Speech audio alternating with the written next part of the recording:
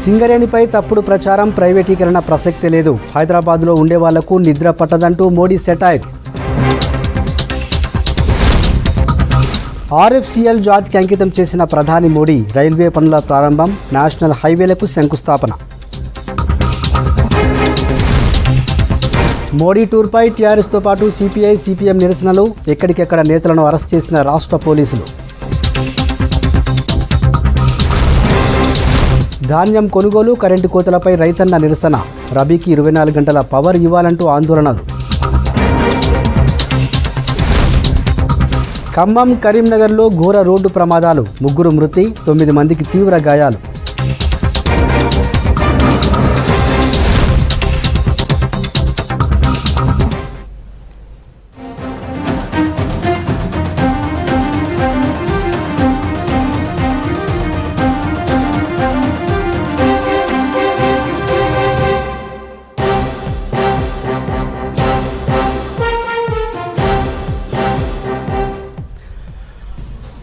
రాష్ట్రంలో ప్రధాని నరేంద్ర మోడీ పర్యటన ముగిసింది. ఆర్ఎఫ్సిఎల్తో పాటు పలు ప్రాజెక్టుల్ని జాతికి అంకితం చేశారు. రామగుండంలో ఎరువుల ఫ్యాక్టరీని పరిశీలించారు ప్రధాని నరేంద్ర మోడీ. ఫ్యాక్టరీకి సంబంధించిన వివరాల్ని అడిగి తెలుసుకున్నారు. ఫ్యాక్టరీలో ఎరువుల తయారీకి సంబంధించిన వివరాల్ని ప్రధానికి తెలియజేశారు ఫ్యాక్టరీ అధికారులు. అయితే ఫ్యాక్టరీలో ప్రధాని నరేంద్ర మోడీ వెంట గవర్నర్ తమిళిసై, కేంద్ర మంత్రి కిషన్ రెడ్డి, బీజేపీ రాష్ట్ర అధ్యక్షుడు బండి సంజయ్ ఉన్నారు. ఆ తర్వాత ఎన్టీపీసీ మహాత్మాగాంధీ స్టేడియంలోని బహిరంగ సభలో పాల్గొన్న ప్రధాని నరేంద్ర మోడీ మొత్తం 4 ప్రాజెక్టులను జాతికి అంకితం ఇచ్చారు. రామగుండం ఎరువుల ఫ్యాక్టరీ జాతికి అంకితం చేశారు. భద్రాచలం రోడ్డు సత్తుపల్లి రైల్వే లైన్ను ప్రారంభించారు. మెదక్, సిద్దిపేట, ఎల్కతుర్తి 2 లైన్ల రహదారి, బోధన్, బాసరా, బైంసా 2 లైన్ల రహదారితో పాటు సిరొంచ, మహదేవ్పూర్ 2 లైన్ల రహదారి విస్తరణ పనులు మొదలుపెట్టారు.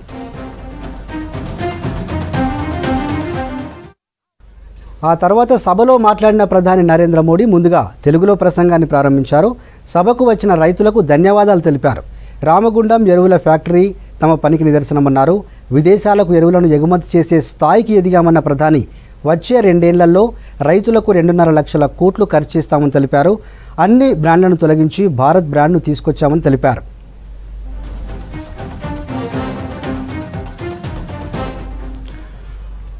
మరోవైపు సింగరేణిపై కొందరు తప్పుడు ప్రచారం చేస్తున్నారని మండిపడ్డారు ప్రధాని నరేంద్ర మోడీ. సింగరేణిని ప్రైవేటీకరించమని స్పష్టం చేశారు. కొంతమంది రెచ్చగొట్టే ప్రయత్నం చేస్తున్నారన్నారు. సింగరేణిలో తెలంగాణ వాటా 51%, కేంద్రం వాటా 49% ఉందని తెలిపారు. సబ్కా సాథ్, సబ్కా వికాస్, సబ్కా ప్రయాస్ తమ నినాదమని తెలిపారు ప్రధాని నరేంద్ర మోడీ.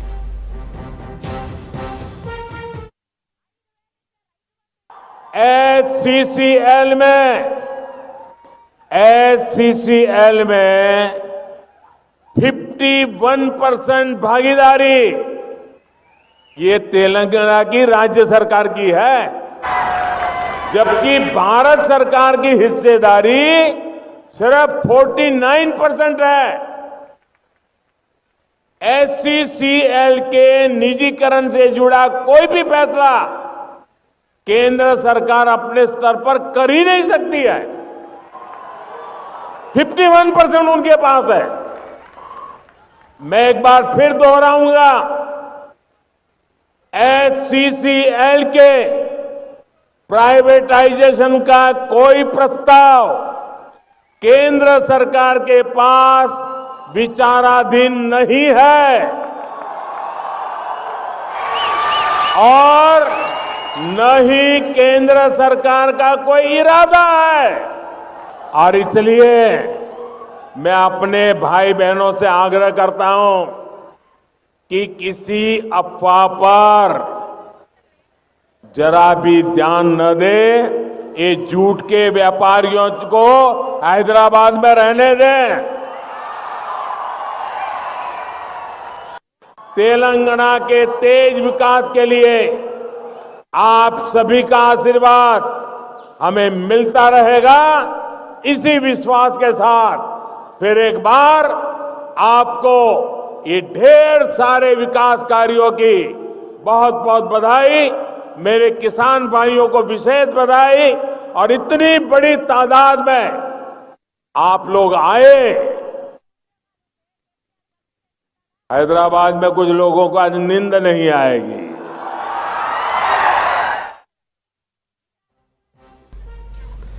ఇక రాష్ట్రంలో మోడీ పర్యటన ముగిసింది. దీనికి సంబంధించి మరిన్ని డీటెయిల్స్ శ్రీనివాస్ అడిగి తెలుసుకుందాం. శ్రీనివాస్, రాష్ట్రంలో ప్రధాని పర్యటన ముగిసింది, ఓవరాల్గా టూర్కి సంబంధించి అప్డేట్స్ ఏంటి?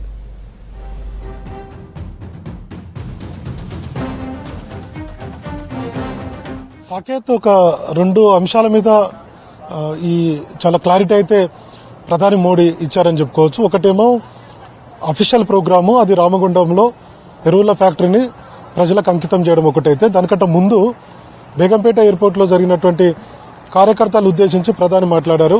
అది కేసీఆర్ను టార్గెట్ చేస్తూ ప్రధాని ప్రసంగం కొనసాగింది. దాదాపుగా 30 నిమిషాల పాటు ఆయన స్పీచ్ కొనసాగింది.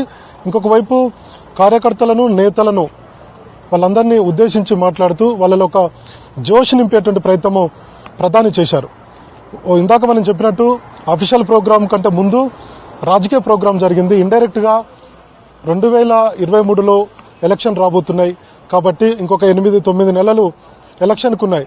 సో ఆయన ప్రసంగం అంతా కూడా టీఆర్ఎస్కు ఆల్టర్నేటివ్ బీజేపీ త్వరలో అధికారంలోకి రాబోతుందన్నటువంటి సంకేతాలను ఇక్కడ ప్రజలకు ఇచ్చారు. ప్రజల మద్దతును కూడా ఆయన కోరారు. ఇంకొక వైపు కార్యకర్తల్లో జోష్ నింపారు. ఈ సమావేశానికి, ఈ మీటింగ్కి హాజరైనటువంటి నేతల్లో కూడా ఒక జోష్ వచ్చింది. ఎందుకంటే కొంత డిఫరెంట్గా మోడీ ప్రసంగం ఇలా కొనసాగింది. దాదాపుగా 30 నిమిషాల పాటు ఆయన మాట్లాడారు.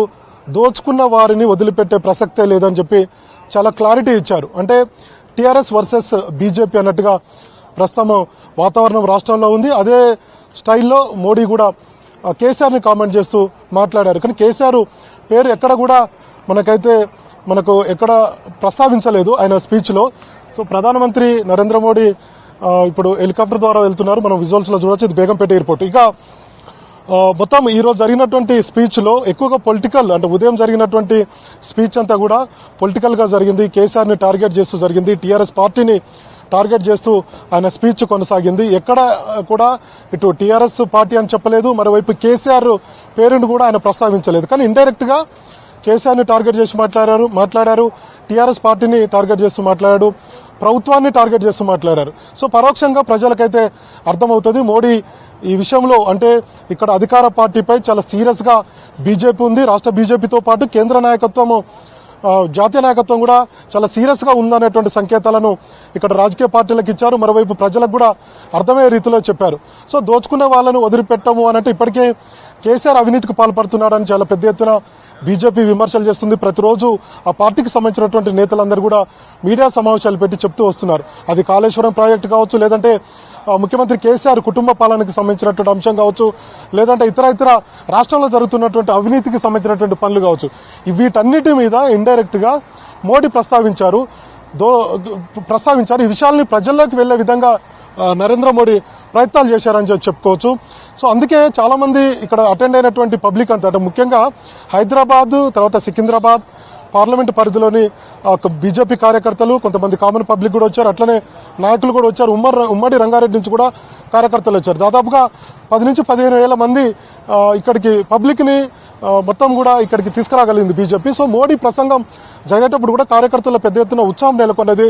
చాలా కేసీఆర్పై ఇండైరెక్ట్గా మోడీ కామెంట్ చేస్తున్నప్పుడు పెద్ద ఎత్తున మోడీ అంటూ బీజేపీ కార్యకర్తలు నినాదాలు చేశారు. ఆయనకు అనుకూలంగా నినాదాలు చేయడంతో ఆయన కూడా సేమ్ టైం, అంటే కార్యకర్తల నినాదాలు వింటూనే సేమ్ వాళ్ళలో జోష్ నింపేటువంటి ప్రయత్నము ప్రధానమంత్రి నరేంద్ర మోడీ చేశారు.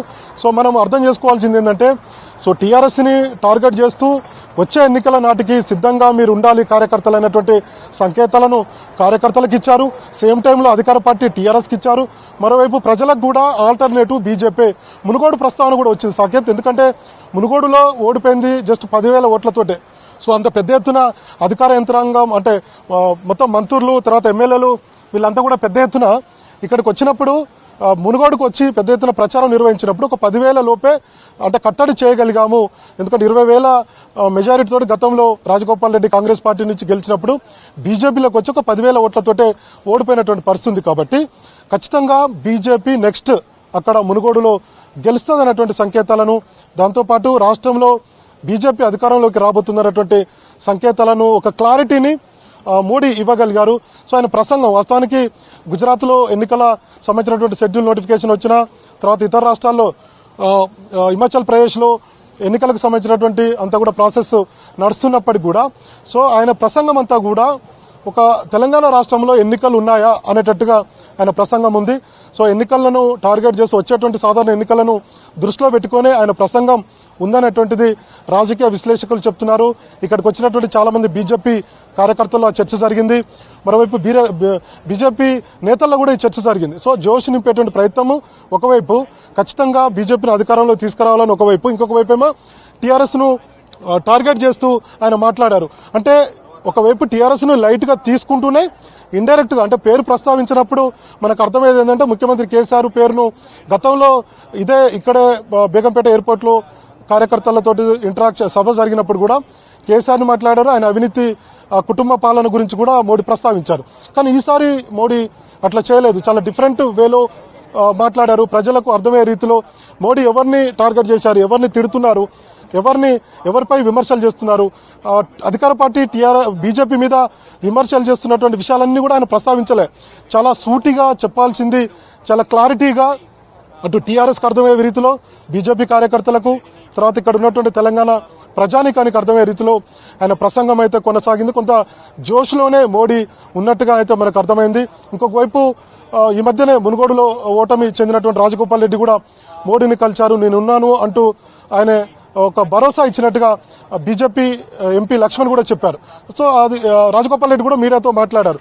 అంటే మొత్తంగా ఇక్కడ ఆల్టర్నేటివ్ బీజేపీ టీఆర్ఎస్ అనేటువంటి సంకేతాలను ఇస్తూనే కార్యకర్తలు పనిచేయాలని చెప్తూనే, మరోవైపు సాధారణ ఎన్నికలకు వచ్చే డిసెంబర్ నాటికి ఇప్పుడున్నటువంటి ప్రభుత్వానికి సంబంధించి 5 ఏళ్లు పూర్తవుతుంది కాబట్టి సో అక్టోబర్ నవంబర్లో ఎన్నికలు జరగాలి. సో కాబట్టి దానికి సంసిద్ధత చేయడం కార్యకర్తల్ని, బీజేపీని, తర్వాత బీజేపీ నేతలను అనే రీతిలో ఆయన స్పీచ్ ఉంది. ఇక రెండో అంశానికి వద్దాం. సాకేత్ రామగుండం వెళ్లారు. రామగుండంలో ఎరువుల ఫ్యాక్టరీని ప్రజలకు, జాతికి అంకితం చేశారు. అట్లనే ఒక 3 నేషనల్ హైవేస్కు సంబంధించినటువంటి దాన్ని కూడా వర్చువల్లో ఆయన శంకుస్థాపన చేశారు. అక్కడ ఇంకొక చాలా క్లారిటీ ఇచ్చారు. ఎందుకంటే గత 2 రోజుల నుంచి కూడా గో బ్యాక్ మోడీ అన్నారు, తర్వాత బై బై మోడీ అన్నారు. ఇంకొక వైపు ఫ్లెక్సీలు కూడా ఏర్పాటు చేశారు, తెలంగాణకు నో ఎంట్రీ మోడీ అని చెప్పి. సో ఇందులో సిపిఐ, సిపిఎం రాజకీయ వామపక్షాలకు సంబంధించినటువంటి కార్మిక సంఘాలు, అనుబంధ సంఘాలు ఉన్నప్పుడు కూడా ఇండైరెక్ట్గా ఇందులో టీఆర్ఎస్ ఉన్నది అనేది రాష్ట్రంలో ఉన్నటువంటి ప్రజలందరికీ తెలుసు, రాజకీయ నేతలకు తెలుసు, రాజకీయ పార్టీలకు తెలుసు. సో ఈ విషయంలో ఒక విషయం మాత్రం క్లారిటీ ఇచ్చారు. అదే సింగరేణికి సంబంధించి సింగరేణిని ప్రైవేటీకరం చేయబోతున్నారు అనేది బీజేపీ నేతలు ఆరోపించినటువంటి మాట వాస్తవం. సో దీని మీద ఒక క్లారిటీ అయితే చాలా ఇచ్చారు. సింగరేణి కార్మికులకు ఇచ్చారు, సింగరేణి యాజమాన్యాన్ని కూడా ఇచ్చారు. ఎందుకంటే 51% తెలంగాణ రాష్ట్ర వాటా, 49% కేంద్రం వాటా. సో 49% కేంద్ర వాటా ఉన్నప్పుడు 51% మేము ఎలా ప్రైవేటీకరణ చేస్తామనేటువంటి ఒక క్లారిటీ నరేంద్ర మోడీ ఇచ్చారు. అది వాస్తవానికి ప్రజల్లో చర్చ జరిగేటువంటి అవకాశం. ఎందుకంటే టీఆర్ఎస్ నేతలు పెద్ద ఎత్తున ప్రైవేటీకరణ చేయబోతుంది సింగరేణి కూడా అని చెప్పి అక్కడ ఉన్నటువంటి కార్మికులకు చెప్పారు. టీఆర్ఎస్ అనుబంధ సంఘం కూడా ఈరోజు ఆందోళనలో పాల్గొన్నది. అట్లనే సిపిఐ కావచ్చు, సిపిఎంకి సంబంధించినటువంటి అనుబంధ సంఘాలన్నీ కూడా ఈరోజు నిరసన కార్యక్రమాలు చేశాయి. రామగుండం పరిసర ప్రాంతాల్లో ఒకవైపు అరెస్టు కూడా జరిగింది. సో ఇవన్నీ కూడా ప్రజల్లోకి వెళ్లే దిశగా టీఆర్ఎస్, సిపిఐ, సిపిఎంలు చేశాయి. కానీ మోడీ మాత్రం చాలా చాలా చాలా క్లారిటీగా ఇచ్చినట్టుగా అనిపించింది. సో 49% ఉన్నటువంటి కేంద్ర ప్రభుత్వము ఎట్లా దీన్ని ప్రైవేట్ పరం చేస్తుందో మీరు ఆలోచించుకోవాలని చెప్పారు. సో హైదరాబాద్ కేంద్రంగా కొంతమంది ప్రజలని రెచ్చగొడుతున్నారు అనేటువంటి ఒక విషయాన్ని కూడా ఆయన చాలా క్లారిటీగా చెప్పారు. సో దీని మీద మొత్తం టీఆర్ఎస్ని అంటే ఇక్కడ బేగంపేట ఎయిర్పోర్ట్లో జరిగిన కార్యకర్తల స్వాగత సభలో కూడా టీఆర్ఎస్ని టార్గెట్ చేస్తూ ఆయన స్పీచ్ ఉంది. సో అక్కడ అధికార కార్యక్రమాల్లో పాల్గొన్నప్పటికీ మోడీ ఆ విషయంలో కూడా సింగరేణికి సంబంధించినటువంటి బదనాన్ని కేంద్ర ప్రభుత్వాన్ని చేస్తుందని చెప్పి భావించినటువంటి ప్రధాని మోడీ సో చాలా క్లారిటీగా విషయాన్ని చెప్పారు. అంటే సింగరేణిలో దాదాపుగా 60-70 వేల మంది కార్మికులు పనిచేస్తారు కాబట్టి వాళ్ళలో ఆందోళన ఉంటుంది కామన్గా. ఎందుకంటే ప్రైవేట్ పరము కాబోతుందా ఏంటి అనేటువంటి ఒక చర్చ కార్మిక సంఘాల్లో, సింగరేణి కార్మిక సంఘాల్లో జరుగుతుంది. సో ఇట్లాంటి సమయంలో టీఆర్ఎస్ ఆరోపణలకు, సిపిఐ, సిపిఎం ఇచ్చినటువంటి కామెంట్స్కు, వాళ్ళు చేసినటువంటి ఆరోపణలకు, విమర్శలకు, ఇంకొక వైపు ఈ వామపక్షాలకు సంబంధించినటువంటి కార్మిక అనుబంధ సంఘాలకు, వాళ్ళకు కూడా ఒక ప్రధానమంత్రి అయితే ఒక క్లారిటీ ఇచ్చారని చెప్పి చెప్పుకోవచ్చు. కాబట్టి 51% ఉన్నటువంటి రాష్ట్ర ప్రభుత్వ వాటా, కేంద్రం 49 ఉన్నప్పుడు ఎట్లా చేస్తుంది అనేటువంటి విషయాన్ని చాలా క్లారిటీగా చెప్పారు. దీంతో టీఆర్ఎస్ కూడా దీని మీద కౌంటర్ ఎట్లిస్తుందో చూడాలి. ఎందుకంటే ఇప్పటివరకు కొంతమంది ఒకరిద్దరు నేతలు మాట్లాడినది తెలిసింది, ముఖ్యమైనటువంటి నేతలు కూడా మాట్లాడాల్సి ఉంది. మొత్తానికి బీజేపీ నేతలు అయితే చాలా కార్యకర్తలు కానీ నేతలు అయితే కొంత ఖుషిగా ఉన్నారు. ఉదయం అంటే ఒక అరగంట ముందే బేగంపేట ఎయిర్పోర్ట్కి వచ్చారు. సో ఒక ఎన్నికల సభ జరిగిందా అన్నటువంటి రీతిలో కార్యకర్తల్లో జోష్ నింపారు. వచ్చేటువంటి సాధారణ ఎన్నికలకు సిద్ధం కాండి, మీరంతా కూడా అధికారాన్ని తీసుకురావాలి, బీజేపీని తిట్టని, తర్వాత ప్రధానమంత్రిగా మోడీగా నన్ను తిట్టని, కానీ తెలంగాణ ప్రజల్ని తిట్టకుండా మీరంతా చూడాలి, అట్లాంటి ప్రభుత్వాన్ని మనము అంటే అట్లాంటి ప్రభుత్వానికి వ్యతిరేకంగా ప్రజల్లోకి వెళ్ళాలి, పోరాటం చేయాలనేటువంటి సంకేతాలను ఒక పిలుపును బీజేపీ శ్రేణులకైతే ప్రధానమంత్రి ఇచ్చారు. ఇక్కడ బేగంపేట ఎయిర్పోర్ట్లో ఈ విధంగా జరిగింది. ఇంకొక వైపు అక్కడికి వెళ్ళినప్పటికీ రామగుండంలో కూడా ఆయన ఒక క్లారిటీ ఇచ్చారు. అక్కడ ఉన్నటువంటి కార్మికులకు ఆందోళన ఉంటుంది కాబట్టి, ప్రైవేట్ పరం అయ్యేటువంటి అవకాశం ఉంటుంది కాబట్టి అనేటువంటి ఒక సంకేతాలు అధికార పార్టీగా టీఆర్ఎస్ ప్రయత్నాలు చేస్తుంది కాబట్టి దానికి ఒక సంకేతాలను కూడా ఒక క్లారిటీని కూడా మోడీ ఇవ్వగలిగారు. సో ఈ రెండు అంశాలలో చాలా సూటిగా ప్రజల్లోకి తీసుకువెళ్లారు. మోడీ పర్యటన చాలా సక్సెస్ అయిందని చెప్పి బీజేపీ నేతలు చెప్తున్నారు. ఇంకొక వైపు కొన్ని అభివృద్ధి కార్యక్రమాల్లో కూడా జాతికి అంకితం చేశారని చెప్పారు. మరోవైపు ఏపీలో జరిగినటువంటి దానికంటే భిన్నంగా ఇక్కడ ప్రధాని స్పీచ్ ఉంది. ఏపీలో విమర్శలు లేవు. అక్కడ ఉన్నటువంటి ప్రభుత్వంతో చాలా అంటే అక్కడ ఉన్నటువంటి బీజేపీ నేతలు రెగ్యులర్గా ఏపీని అక్కడ ఉన్నటువంటి ముఖ్యమంత్రిని విమర్శిస్తున్నప్పుడు కూడా సో ఇక్కడ ఉన్నటువంటి వాతావరణం వేరు, తెలంగాణలో ఏపీలో ఉన్నటువంటి వాతావరణం. కాబట్టి తెలంగాణలో ఏ వాతావరణం అయితే ఉందో దానికి అనుగుణంగానే ప్రధానమంత్రి మోడీ మాట్లాడారు, ఆయన స్పీచ్ ఉందనేది రాష్ట్ర రాజకీయ వర్గాల్లో జరుగుతున్నటువంటి చర్చ. సేమ్ టైం బీజేపీ కార్యకర్తలు కానీ నేతల్లో ఇదే చర్చ జరుగుతుంది. Saketh. Right, thank you Srinivas. ప్రధాని మోడీ రామగుండం పర్యటన విజయవంతమైందన్నారు బీజేపీ జాతీయ కార్యవర్గ సభ్యులు వివేక్ వెంకటస్వామి. సభకు వచ్చిన జనాన్ని చూసిన ప్రధాని కళ్లల్లో సంతోషం కనిపించిందన్నారు. సింగరేణిని ప్రైవేటీకరణ చేయమని ప్రకటించడం, రామగుండం ఎరువుల ఫ్యాక్టరీ రీఓపెనింగ్ చేయడం ఆనందంగా ఉందంటున్న వివేక్ వెంకటస్వామితో Raju Patel face to face. రామగుండంలో మోడీ పర్యటన విజయవంతం కావడంతో పెద్దపల్లి పార్లమెంట్ పరిధిలోని బీజేపీ నాయకులు, మాజీ ఎంపీ, జాతీయ కార్యవర్గ సభ్యులు వివేక్ వెంకటస్వామితో పాటు ఆయన ఫాలోవర్స్ కూడా ఎంతో సంతోషం వ్యక్తం చేశారు. ప్రధానంగా ఈరోజు మోడీ రెండు అంశాల గురించి స్పష్టమైన వివరణ ఇచ్చారు. దాని పట్ల వివేక్ గారి స్పందనతో పాటు రాష్ట్ర ప్రభుత్వం చేస్తున్నటువంటి ఆరోపణలపై ఆయన ఏమంటారో తెలుసుకుందాం. సార్ చెప్పండి, సింగరేణి ప్రైవేటీకరణ కేంద్రం చేస్తుందని టీఆర్ఎస్ ప్రభుత్వం ఎప్పటిలో ఉంటుంది, చేయదని మీరు కూడా చాలా స్పష్టంగా చాలా చెప్పారు. మోడీ కూడా ఈరోజు స్పష్టమైన ప్రకటన చేశారు. దీనిపై మీరు టీఆర్ఎస్ కు ఎలాంటి కౌంటర్ ఇవ్వబోతున్నారు? కేవలం టీఆర్ఎస్ కి కాదు, సింగరేణి కార్మికులకు. ఎందుకంటే వాళ్ళ మైండ్లో ఈ ముఖ్యమంత్రి తప్పుడు వాగ్దానాలు చేసి వారికి తప్పుదారిలో తీసుకువెళ్తున్నాడు. సింగరేణి సంస్థను ప్రైవేటైజేషన్ ఎప్పుడు కూడా ఆలోచన లేదు. ఫస్ట్ ఆఫ్ ఆల్ కేంద్రానికి రైట్ లేదు దీన్ని ప్రైవేటైజేషన్ చేయాలని. ఎందుకంటే ఈరోజు కూడా చూసుకుంటే సింగరేణి సంస్థలో రాష్ట్ర ప్రభుత్వానికి 51% ఉంది. 51% ఉన్నప్పుడు వాళ్ళే కంపెనీని నడిపిస్తున్నారు. ఆ కంపెనీని నడిపించేటప్పుడు వాళ్ళు మెజారిటీ షేర్స్ ఉన్నప్పుడు ఎట్లా కేంద్రం దీంట్లో జోక్యమే లేదు. యాక్చువల్లీ బోర్డ్ ఆఫ్ డైరెక్టర్స్ కూడా చూసుకుంటే ఏదైతే కేంద్రము రాజ్యంలో ఒప్పందం ఉందో దాంట్లో మెజారిటీ డైరెక్టర్స్ అందరూ రాష్ట్ర ప్రభుత్వ డైరెక్టర్స్ ఉన్నారు. మెజారిటీ ఉన్నప్పుడు మైనారిటీ డైరెక్టర్స్ అన్న షోరెడ్లర్స్ అన్న కానీ ఏమి రోల్ ఉండదు. ఇది కేవలం ఒక నాటకము ఈ ముఖ్యమంత్రిది. వారు చాలాసార్లు చెప్పినారు అవసరమైతే నేను కొనేస్తానని చెప్పి. అట్లా అన్నప్పుడు ఇప్పుడు ఎందుకు ఈ తప్పుడు ప్రచారం చేస్తున్నారో ముఖ్యమంత్రి తప్పుడు ప్రచారం గురించి ఈరోజు ప్రధానమంత్రి మోడీ గారు స్పష్టత ఇచ్చినారు. మేము ఈ సంస్థను జోక్యం చేసుకోము, మాకు హక్కు లేదని చెప్పి వారు స్పష్టంగా చెప్పడం జరిగింది. కృషి మూతపడ్డ తర్వాత రివైవల్ కోసం, రీఓపెనింగ్ కోసం చాలా కృషి చేస్తారు సార్. ప్రాంత ప్రజలకు తెలుసా సో ఈ రోజు అది ఓపెన్ అయింది, జాతి కూడా అంకితం చేయబడింది సార్. మీ హ్యాపీనెస్ ఎలా ఉంది సార్? మోడీ స్వయంగా వచ్చి ప్రారంభించారు. దాంతోపాటు సభ సక్సెస్ కోసం కూడా గత 10 days నుంచి కూడా తీవ్రంగా కృషి చేశారు. How do you feel sir? నాకు చాలా సంతోషం. ఎందుకంటే మా నాన్నగారు అప్పుడు మాట ఇచ్చారు, ఈ రాష్ట్రీయ ఫర్టిలైజర్ కెమికల్ ఫ్యాక్టరీని రీఓపెన్ చేయాలని చెప్పి వారు మాట ఇచ్చారు వారు ఎంపీగా ఉన్నప్పుడు. నేను ఎంపీగా అయిన తర్వాత 10,000 కోట్ల రూపాయలు రుణమాఫీ చేసి ఫర్టిలైజర్ కార్పొరేషన్కి ఇది ఒక కొత్త స్పెషల్ పర్పస్ వెహికల్ ఫామ్ చేయడంలో, BIFR నుంచి తొలగించడంలో నేను ఒక కీలకమైన పాత్ర వేసినాను. ఇవన్నీ అయిన తర్వాత మోడీ ప్రభుత్వం సత్తాలో వచ్చింది. వారు కూడా లేదు, మనకు భారత్ ఆత్మ నిర్భర్ ప్రకారంగా యూరియా అంతా కూడా మన దేశంలోనే ప్రొడ్యూస్ చేయాలని చెప్పి ఆయన ఒక కంకణం కట్టుకున్నాడు.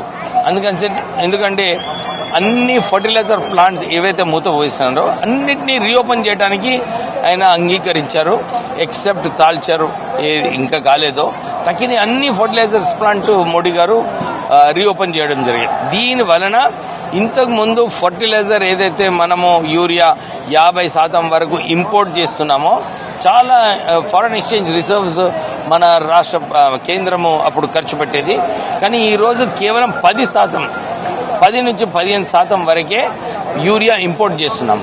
ఈ ఫ్యాక్టరీ తాల్చర్ ఫ్యాక్టరీ ఈ రెండు కూడా రీఓపెన్ అయిన తర్వాత మన దేశంలో self sufficient in urea production వస్తుంది. అది ఈ రాష్ట్రానికి దేశానికి చాలా మంచి విషయం. ప్రత్యేకంగా రైతులకు ఇంతకుముందు రైతులకు ఈ యూరియా షార్టేజ్ ఉండేది, లైన్లు కట్టేది యూరియా కావాలని. నేను పార్లమెంట్ సభ్యునిగా ఉన్నప్పుడు చాలాసార్లు నేను పైరవీ చేశాను మినిస్ట్రీలో, మా ప్రాంతానికి కొంచెం ఎక్కువ అలొకేషన్ చేయమని. ఇప్పుడు ఆ పరిస్థితులు లేవు. ఇప్పుడే ప్రధానమంత్రి మోడీ గారు చెప్పినట్టు ఈ యూరియా వలన 79 కాన్స్టిట్యుయెన్సీస్ తెలంగాణలో మన యూరియా పోతుంది. అందరు రైతులు కూడా దీన్ని సరిగా వాడుకొని ఉత్పత్తి ఏదైతే కావాలనో ఈ మన రైతులకు వాళ్ళకి ఎక్కువ ఎకనామిక్ గెయిన్స్ అంటే ఎక్కువ రిటర్న్ ఏదైతే రావాలనో ఈ ప్లాంట్ వలన వస్తుంది.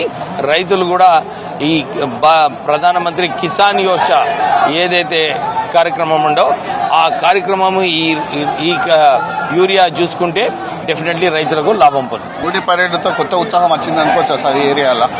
చూస్తున్నారు కదా, ఈరోజు ప్రజలందరూ కూడా ఇదే చెప్తున్నారు. మేము భారతీయ జనతా పార్టీకి మోడీ గారికి ఏదైతే రెస్పాన్స్ వచ్చిందో వారు మోడీ గారు ఫేస్లో కనపడేది ఆ కళ, వారి సంతోషం ఏ లీడర్కైనా కానీ ప్రజల స్పందన ఉన్నప్పుడు డెఫినెట్లీ లీడర్ సంతోషిస్తాడు. ఈరోజు నేను మోడీ గారి ఫేస్లో ఆ కళ చూడడం జరిగింది. దానికి రామగుండంలో ప్రధాని మోడీ పర్యటనతో చాలా సంతోషపడ్డారని ఆయన కళ్ళలో కూడా ఆనందం కూడా కనిపించింది. దాంతోపాటు ఏదైతే నేను కష్టపడి ఇన్నాళ్ళు కష్టపడ్డానో ఎఫ్సిఐ రీ ఓపెనింగ్ కోసము అది RFCL రూపంలో తిరిగి ప్రారంభం కావడం చాలా సంతోషించిందని కూడా వివేక్ వెంకటసాయి మాటల్లో వ్యక్తమైంది. కెమెరా పర్సన్ రవితో కలిసి రాజు పటేల్, V6 న్యూస్, పెద్దపల్లి జిల్లా. ప్రధాని మోడీ రాష్ట్రానికి ఉత్త చేతులతో వచ్చారన్నారు ఎమ్మెల్సీ కల్వకుంట్ల కవిత. ఖాళీ చేతులతో వచ్చి ఉత్త మాటలు చెప్తున్నారని, కానీ పనులు చేయడం లేదన్నారు. సీఎం కేసీఆర్ ఎన్నిసార్లు అభివృద్ధి పనులపై ప్రశ్నించినా ప్రధాని మోడీ సమాధానం చెప్పడం లేదన్నారు. బీజేపీ కాంగ్రెస్ నేతలు పని చేయరని, కేవలం మాట్లాడతారని విమర్శించారు. జగిత్యాల జిల్లా రాయికలపట్టణంలో జరిగిన ఆత్మీయ సమ్మేళనంలో పాల్గొన్నారు. ఎమ్మెల్సీ జీవన్ రెడ్డి ఎమ్మెల్యేగా ఉన్నప్పుడు జగిత్యాలలో ఎలాంటి అభివృద్ధి జరగలేదన్నారు. కార్యక్రమంలో స్థానిక ఎమ్మెల్యే సంజయ్ కుమార్ పాల్గొన్నారు. ప్రధానమంత్రి మోడీ గారు వచ్చారు మన రాష్ట్రానికి, ఏమీ కూడా రాష్ట్రానికి లేకుండా ఖాళీ చేతులతో వచ్చి ఉత్త మాటలు, ఉత్తితి మాటలు, ఉన్న మాటలు, లేని మాటలు చెప్పిపోవడం తప్పితే వారు మనకు చేసేది ఏమీ లేదు. మన ముఖ్యమంత్రి గారు వారిని ప్రశ్నించింది. ఇదివరకు 2-3 ప్రెస్ మీట్లు పెట్టి ఏం చేసింది మా రాష్ట్రానికి చెప్పండి అని అడిగింది. దానికి ఎక్కడ కూడా సమాధానం చెప్పకుండా తప్పించుకొని తిరుగుతూ ఇవాళ వచ్చి ఏదో చిన్న ఓపెనింగ్ పెట్టుకొని వెళ్ళిపోతా ఉన్నారు. ఈ విషయాన్ని దయచేసి జగిత్యాల ప్రజలందరూ కూడా గమనించాలి. ఉత్తి మాటలు చెప్పేటోళ్ళు ఎవరు, అభివృద్ధి చేసే నాయకులు ఎవరు, ఉత్తి మాటలు చెప్పే పార్టీలు ఏది, ముఖం చాటేసే పార్టీ ఏది, మనందరం కూడా గుర్తించి ప్రజలు గుర్తించేలాగా పనిచేయవలసిందిగా కార్యకర్తలకు, నాయకులకు పిలుపునిస్తూ నిన్న వస్తా ఉంటే జీవన్ రెడ్డి గారి స్టేట్మెంట్ చూసిన నేను ఏమని మన ముఖ్యమంత్రి గారు మోడీ గారి నుండి ముఖం చాటేసిందట. నేను జీవన్ రెడ్డి గారిని ఒక మాట అడుగుతా ఉన్నా. అయ్యా జీవన్ రెడ్డి గారు, నిన్నదాకా మొన్ననే మీ నాయకుడు రాహుల్ గాంధీ పాదయాత్ర చేసుకుంటా తెలంగాణలోకి వచ్చిండు. ఆ జోడో యాత్రము అని చెప్పి వచ్చిండు. ఆయన తెలంగాణకు వచ్చిండు. ఆయన ఎప్పుడైతే తెలంగాణకు వచ్చిందో అప్పుడు మునుగోడు ఎన్నికలు అవుతున్నాయి. మరి మీ నాయకుడు మునుగోడు ప్రజలకు ముఖం చాటేసిండు. మా నాయకుడు ఎప్పుడు కూడా తెలంగాణ ప్రజలకు ముఖం చాట. కామారెడ్డి జిల్లా ఎల్లారెడ్డి మండలంలో కొనుగోలు కేంద్రాల దగ్గర ఉన్న ధాన్యం తరలించాలంటూ ఆందోళన చేశారు రైతులు. అన్నసాగర్లో 15 రోజులుగా వడ్లు నిల్వ ఉన్నాయని ఆవేదన వ్యక్తం చేశారు. తాము పనులన్నీ వదులుకొని రాత్రింబవళ్లు కొనుగోలు కేంద్రాల వద్ద ఉంటున్నా ఎవరూ పట్టించుకోవడం లేదని ఆగ్రహం వ్యక్తం చేశారు. అవసరమైనన్ని గన్ని బ్యాగులు, లారీలను తెప్పించి ధాన్యం కొనుగోలు వేగవంతం చేయాలని రోడ్డుపై బైఠాయించారు రైతులు.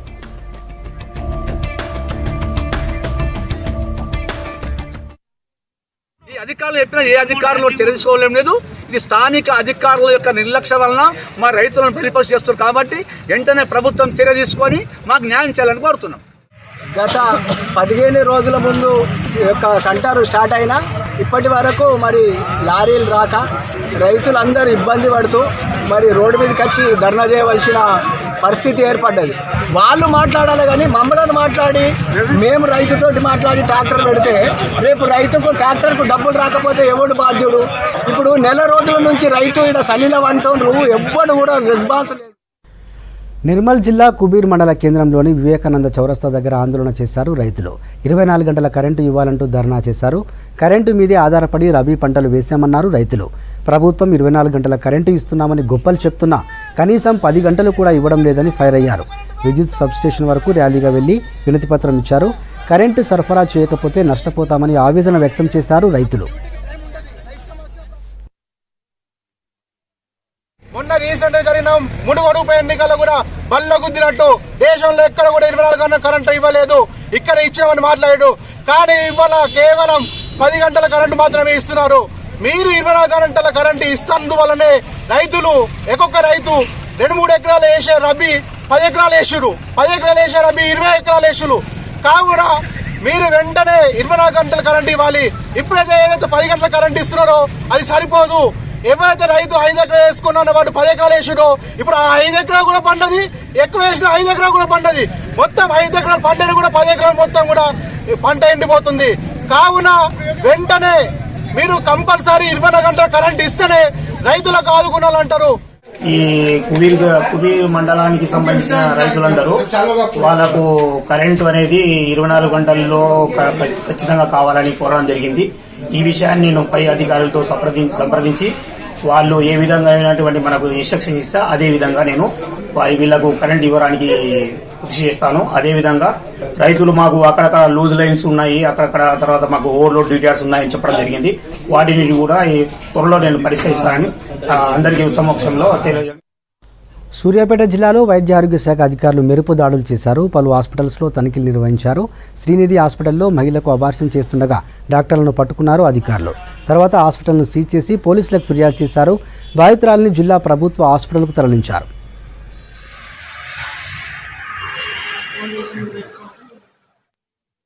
రెండవది కూడా ఫీమేల్ అనే ఆలోచనతో చేసిండ్రు అనేది మా యొక్క అభిప్రాయం. స్కానింగ్ రిపోర్ట్స్ ఇంకా వాళ్ళ హస్బెండ్ ఇస్తాను, స్కానింగ్ రిపోర్ట్లలో ఉండదు, చేసినా కూడా ఉండదు. ఇలాంటి అబార్షన్లు జరిగినట్లయితే మేము ఖచ్చితంగా కేసు కూడా పెట్టడం జరుగుతూ ఉంటుంది. ఈరోజు కూడా పోలీస్ కేసు పెట్టడం జరుగుతుందనే విషయాన్ని తెలియపరుస్తూ ఎట్టి పరిస్థితుల్లో స్త్రీ పురుష నిష్పత్తి స్త్రీలు తక్కువగా ఉండడం, పురుషులు ఎక్కువగా ఉండడము, ఇది రాబోయే కాలంలో మరి ఈ యొక్క వ్యవస్థలో వివాహ వ్యవస్థలో కూడా ఇబ్బందుల పాలవుద్దనే ఉద్దేశంతో ప్రభుత్వమైనా ప్రభుత్వ అధికారులైనా కూడా ఎక్కడ కూడా ఫీమేల్ ఫీటిసైడ్ గర్భంలో ఆడపిల్లల పిండాలను చంపడం అనేది అది ఒక క్రైమ్ కింద భావించి అన్ని ఆసుపత్రులను కూడా మేము నిఘా ఏర్పాటు చేయడం జరుగుతుంది. ఎక్కడైతే ఇలాంటి చర్యలు జరిగినట్లయితే ఇమ్మీడియట్గా ఆసుపత్రి సిబ్బంది పైన డాక్టర్ల పైన పోలీస్ కేసు బుక్ చేయడము, ఆసుపత్రులు సీజ్ చేయడము.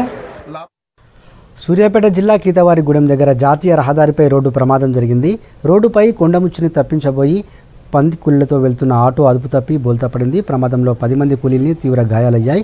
వీరిని హుజూర్నగర్ ఏరియా ఆసుపత్రికి తరలించారు. బాధితులు గరిడేపల్లి మండలం అభిరెడ్డిగూడెం చెందినవారిగా గుర్తించారు. హాస్పిటల్లో బాధితులను పరామర్శించారు ఎమ్మెల్యే సైదిరెడ్డి. గాయపడిన వారికి మెరుగైన వైద్యం అందించాలని డాక్టర్లకు సూచించారు.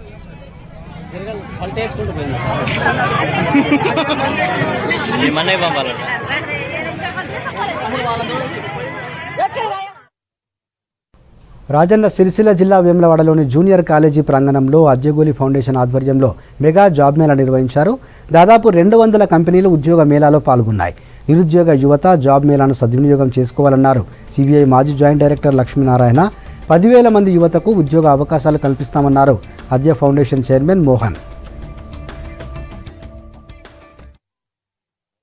సమాజంలో చదువుకున్న వాళ్ళందరికీ కూడా గౌరవంగా వాళ్ళు బ్రతకాలి అన్న ఉద్దేశంతో మన రాజ్యాంగం కూడా మనకు ఆర్టికల్ 21 ద్వారా రైట్ టు లైఫ్ ఇస్తుంది. కానీ లివింగ్ విత్ డిగ్నిటీ అన్నది చాలా ఇంపార్టెంట్. కాబట్టి చదువుకున్న వారు ప్రతి ఒక్కరూ కూడా ఒక స్థాయికి చేరుకొని వాళ్ళ కుటుంబాలను పోషించుకుంటూ వాళ్ళ ఆర్థిక స్థాయిని ఎప్పుడైతే పెంచుకుంటారో అప్పుడే దేశం శక్తివంతం అవుతుంది. కాబట్టి ఆ గొప్ప ఉద్దేశంతో మిత్రులు. గొప్ప అమెరికా లాంటి దేశంలో తనకంటూ ఒక స్థానాన్ని అనేక దేశాలలో తనకు స్థానం సంపాదించుకున్న శ్రీ మోహన్ గారు ఈరోజు ఈ కార్యక్రమాన్ని ఏర్పాటు చేయడం అనేది నిజంగా అందరం కూడా హర్షించాల్సింది. ఇక్కడ దాదాపుగా ఒక 200 కంపెనీలు మేము తీసుకొచ్చి అందులోపల ఐటీ, నాన్ ఐటీ మరియు ఫైనాన్స్ అన్ని కంపెనీస్ని కూడా మేము ఇక్కడికి తేవడం జరిగింది. అందులో చాలామంది యువకులు కలిసి వాళ్ళకున్నట్టు నైపుణ్యాన్ని బయటికి తీసుకొని వారు జాబ్ ఆఫర్ పొందడం జరిగింది. చాలామందికి ఆల్రెడీ ఆఫర్ లెటర్స్ కూడా ఇవ్వడం జరుగుతుంది. కాబట్టి యువతకు నేను ఎప్పుడూ అండగా ఉంటూ మీరు చదువుకోవాలి, ఉద్యోగంలో ఉండాలి, ఆర్థికంగా ఎదగాలని కోరుకుంటూ రామగుండం ఫర్టిలైజర్స్ను జాతికి అంకితం చేశారు ప్రధాని మోడీ. దేశంలో యూరియా కొరత నివారణలో ఆర్ఎఫ్సిఎల్ కీలక పాత్ర పోషిస్తుందన్నారు ప్రధాని మోడీ. 23 ఏళ్ల తర్వాత ఫ్యాక్టరీ ఓపెన్లో మాజీ ఎంపీ వివేక్ వెంకటస్వామి కృషిని సభలో గుర్తు చేసుకున్నారు నేతలు. ఆర్ఎఫ్సిఎల్ను జాతికి అంకితం చేసిన సందర్భంగా మోడీ చిత్రపటానికి పాలాభిషేకాలు చేశారు బీజేపీ నేతలు.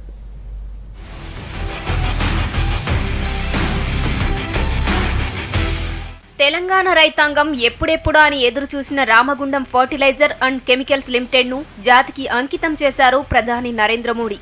10,000 కోట్ల బకాయిలు, నష్టాలతో 1999లో ఫర్టిలైజర్ కార్పొరేషన్ ఆఫ్ ఇండియా మూతపడింది. దానిని పునరుద్ధరించి 23 ఏళ్ల తర్వాత ఎఫ్సిఐ స్థానంలో కొత్తగా ఆర్ఎఫ్సిఎల్ పేరుతో జాతికి అంకితం చేశారు ప్రధాని మోడీ. దక్షిణాది రాష్ట్రాల్లో ఎరువుల కొరత తీర్చేందుకు గతంలో అనేక కారణాలతో మూతపడిన 5 యూరియా ప్లాంట్లను ఆత్మనిర్భర్ భారత్లో భాగంగా పునరుద్ధరించాలని కేంద్ర ప్రభుత్వం నిర్ణయించింది. ఇందులో రామగుండం ప్లాంట్ ఒకటి. బొగ్గు ఆధారంగా యూరియాను ఉత్పత్తి చేసి నష్టాలతో 1999లో మూతపడిన రామగుండం ఎరువుల కర్మాగారాన్ని రివైవల్ చేసింది కేంద్ర ప్రభుత్వం. 2015 మార్చి 11న ప్రజాభిప్రాయ సేకరణ జరిపి అదే ఏడాది సెప్టెంబర్ 25న జీరో డేట్తో నిర్మాణ పనులు ప్రారంభించింది. 2016 ఆగస్టు 7న ప్రధాని నరేంద్ర మోడీ ఈ ప్లాంట్ కోసం మెదక్ జిల్లా గజ్వేల్లో శంకుస్థాపన చేశారు. నిర్మాణ పనులన్నీ పూర్తయి 2021 ఫిబ్రవరి 28 నుంచి ప్రయోగాత్మకంగా, అదే ఏడాది మార్చి 22 నుంచి వాణిజ్యపరంగా పూర్తి స్థాయిలో యూరియా ఉత్పత్తి మొదలుపెట్టారు. ఈ ప్లాంట్లో ఏటా 12.50 లక్షల మెట్రిక్ టన్నుల యూరియా ఉత్పత్తి కానుంది. ఇందులో 50% తెలంగాణకే కేటాయిస్తున్నారు. మిగతా సగం యూరియాను ఆంధ్రప్రదేశ్, కర్ణాటక, తమిళనాడు, మహారాష్ట్ర, ఛత్తీస్గఢ్ రాష్ట్రాల అవసరాల కోసం వినియోగిస్తున్నారు. దేశంలో ఏటా 300 లక్షల మెట్రిక్ టన్నుల యూరియాను వినియోగిస్తుండగా వివిధ ఏరియాల్లోనే ప్లాంట్ల ద్వారా 240 లక్షల మెట్రిక్ టన్నులు ఉత్పత్తి అవుతుంది. మిగిలిన 60 లక్షల మెట్రిక్ టన్నులను విదేశాల నుంచి ఎగుమతి చేసుకోవాల్సి వస్తుంది. ఈ ఆర్థిక భారాన్ని తగ్గించడంలో భాగంగానే కేంద్ర ప్రభుత్వం ఆత్మనిర్భర్ భారత్లో భాగంగా దేశవ్యాప్తంగా మూతపడిన 5 కర్మాగారాలను పునరుద్ధరించింది. ఆర్ఎఫ్సిఎల్లో రోజుకు 2,200 మెట్రిక్ టన్నుల అమోనియా, 3,850 మెట్రిక్ టన్నుల యూరియా సామర్థ్యంతో 100% ఉత్పత్తి చేస్తున్నారు. ఈ కంపెనీలో కేంద్ర ప్రభుత్వ రంగ సంస్థలతో పాటు తెలంగాణ ప్రభుత్వం వాటాదారుగా ఉంది. 26% national fertilizers limited, 26% engineers India limited, 11% fertilizers corporation of India limited, 11% Telangana రాష్ట్ర ప్రభుత్వం, 11.7% మెషినరీ అందించిన డెన్మార్క్ దేశానికి చెందిన హల్దార్ టాప్సేక్ కంపెనీ, 14.3% గ్యాస్ సరఫరా చేసే గెయిల్ సంస్థ వాటాలను తీసుకున్నాయి.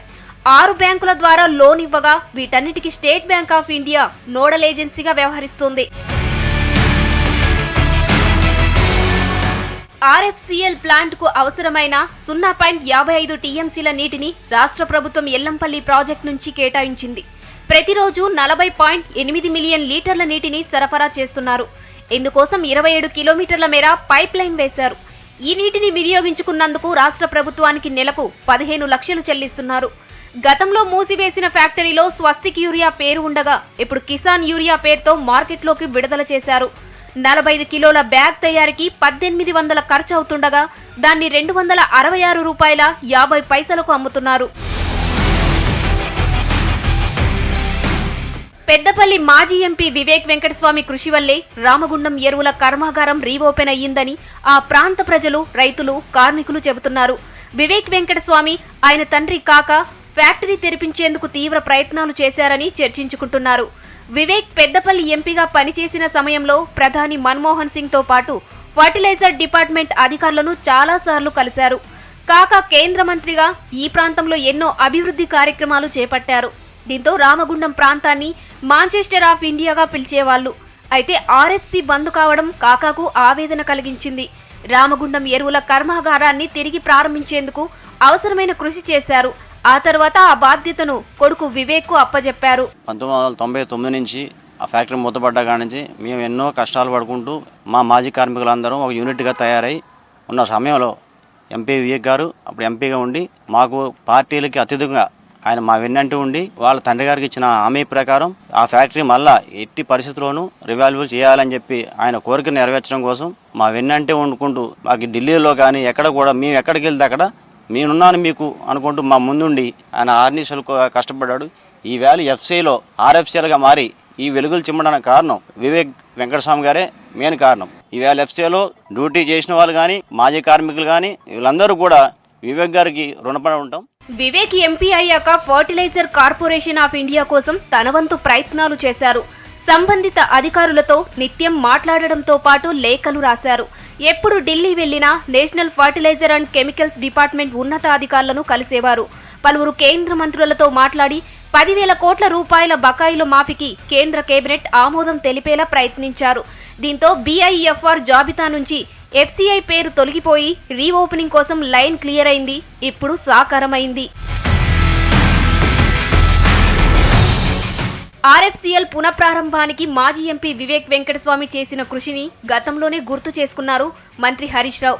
ఇప్పుడు ఆర్ఎఫ్సీఎల్ జాతికి అంకితం చేసిన సందర్భంగా ఆ వీడియో సోషల్ మీడియాలో వైరల్ అవుతోంది. వివేక్ గారు రాష్ట్ర ప్రభుత్వ సహకారం లేకపోయినా ఒంటరి పోరాటంతో తెలంగాణ ప్రాంతంలో ఉండే ఇతర పార్లమెంట్ సభ్యుల సహకారంతో ఇవాళ ఈ ప్లాంట్ ను పునరుద్ధరణ చేయడం అనేటువంటిది దాన్ని ప్రభుత్వాన్ని ఒప్పించి మెప్పించి ఈ రోజు దీన్ని ప్రాసెస్ లో తేవడం అనేటువంటిది నిజంగా చాలా అభినందనీయమైనటువంటి విషయం. 10,000 కోట్ల రూపాయల అప్పులన్నీ కూడా మాఫీ చేయడానికి కేంద్ర కేబినెట్ ఆమోదం తెలపడం అంటే అది అంత ఆషామాషి వ్యవహారం కాదు.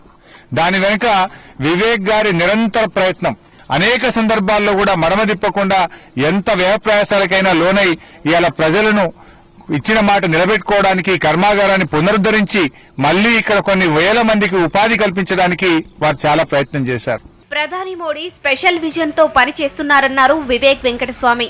రైతులకు దేశంలో తయారయ్యే యూరియాను సరఫరా చేయాలన్న లక్ష్యంతో ఆర్ఎఫ్సీఎల్ తిరిగి ప్రారంభించారని చెప్పారు. దీంతో రైతులకు మేలు జరుగుతుందన్నారు వివేక్. ఈ యూరియా పరిశ్రమ రావడం కోసం నరేంద్ర మోడీ గారి ప్రభుత్వాన్ని అనేక సార్లు స్థానికంగా ఉన్నటువంటి వివేక్ వెంకటస్వామి గారు పదే అడిగారు. నేను వారిని కలిసి ప్రధానమంత్రి గారిని కలిశాము. నేను వారు కలిసి అనేక సార్లు ఫెర్టిలైజర్ మినిస్టర్స్ కలిశాము. బండి సంజయ్ గారి నేతృత్వంలో కూడా ఈ ఫ్యాక్టరీ రావడంలో కృషి చేశాం. ఈ యూరియా వలన 79 కాన్స్టిట్యుయెన్సీస్ తెలంగాణలో మన యూరియా పోతుంది. అందరు రైతులు కూడా దీన్ని సరిగా వాడుకుని ఉత్పత్తి ఏదైతే కావాలనో ఈ మన రైతులకు వాళ్ళకి ఎక్కువ ఎకనామిక్ గెయిన్స్ అంటే ఎక్కువ రిటర్న్ ఏదైతే రావాలనో ఈ ప్లాంట్ వలన వస్తుంది. మోడీ గారికి ఏదైతే రెస్పాన్స్ వచ్చిందో వారు మోడీ గారు ఫేస్లో కనబడేది ఆ కళ వారి సంతోషం ఏ లీడర్కైనా కానీ ప్రజల స్పందన ఉన్నప్పుడు డెఫినెట్లీ లీడర్ సంతోషిస్తాడు. ఈరోజు నేను మోడీ గారి ఫేస్లో ఆ కళ చూడడం జరిగింది. ప్రధాని మోడీ కర్మాగారాన్ని జాతికి అంకితం చేయడంతో జాతీయ స్థాయిలో యూరియా కొరత నివారణలో ఆర్ఎఫ్సీఎల్ కీలకం కానుంది.